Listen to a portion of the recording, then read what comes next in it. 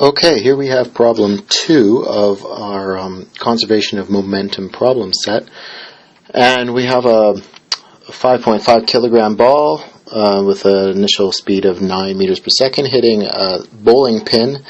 And the bowling pin is scattered at an angle of 85 degrees with a speed of 15 meters per second. We want to find the final velocity of the bowling ball, so magnitude and direction. So I've already drawn some diagrams for this. Let's look at the free body diagram. Just give me a second. There it is. Not free body diagram, but motion diagram. So here we have the 5.5 kilogram ball just before it strikes the bowling pin. So we have the initial velocity going to the right in the positive x direction. Now, after the collision, we have this. So you can see that the smaller ball is now going off at an angle of 85 degrees, and with a speed whose magnitude is 15 meters per second, and I've indicated the direction that the bowling ball goes. So we want to find the final velocity of the ball and the angle theta.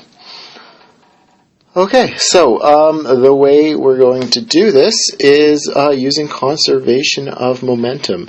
So let's consider the initial momentum of the system. So the initial momentum, it's a vector quantity, and it's the just the momentum of the 5.5 kilogram ball times its velocity. Its velocity is a vector, and since it's originally moving in the x direction, the magnitude is all in the x direction. So we have 9 meters per second for an x coordinate and 0 meters per second for the y coordinate. Now the momentum of the bowling pin is just 0.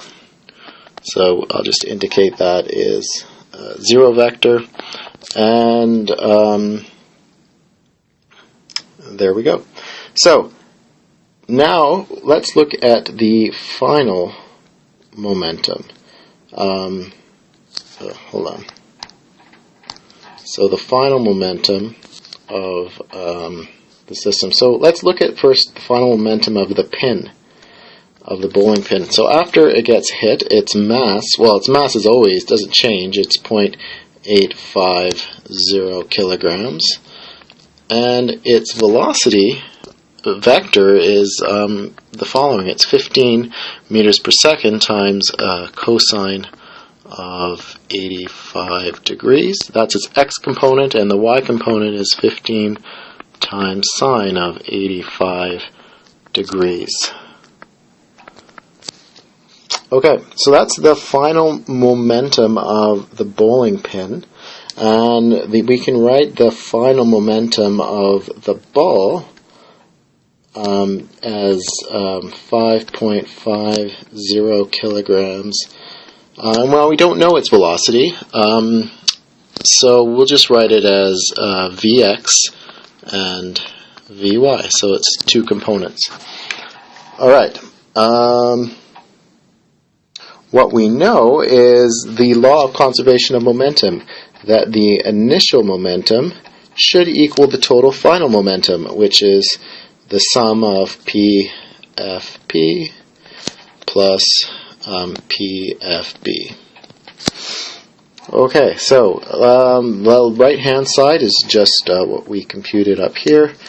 So it's 5.50 kilograms times 9, 0 meters per second, and this should equal 0.850 kilograms times 15 cosine 85 plus, and the y component being, the y component is 15 sine of 85, that's in meters per second, plus 5.5 kilograms. Oh, that's not 5 point. Oh, is it 5? Yeah, it is 5.5 kilograms times Vx, comma, Vy, just like that. Okay, so what we know is that the x component on the left should equal the x component on the right. So let's just consider the x direction. We have 5.50 kilograms times 9 is equal to 0.85 kilograms times this, which is 15 cosine 85, plus 5.5 kilograms times Vx. Great. So in this equation we know everything except Vx, so we can solve for Vx. And what you'll find, well, let's write it out. Vx is 5.5 kilograms times 9 meters per second minus 0.85 kilograms times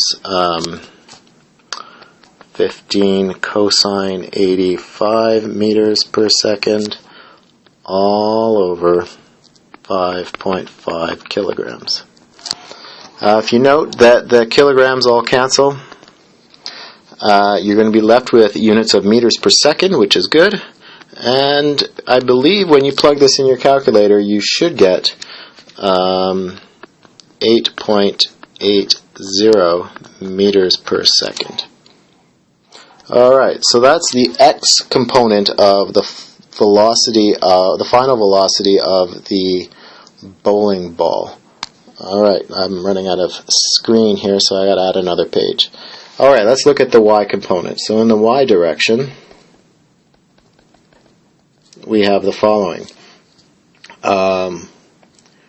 We have, well, on the left-hand side, our initial momentum in the y direction is 0, and this should equal the following. It should be 0.85 kilograms times 15 sine of 85 degrees, that's meters per second, plus,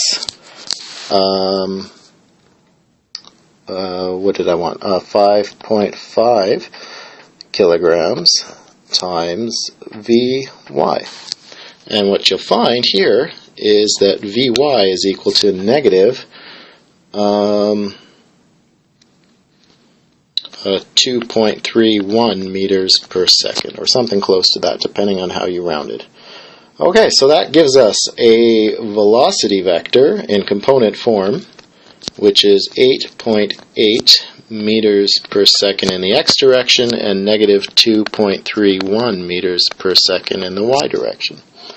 You can find the magnitude of this from Pythagoras, so it's the square root of 8.8 squared plus 2.31 squared.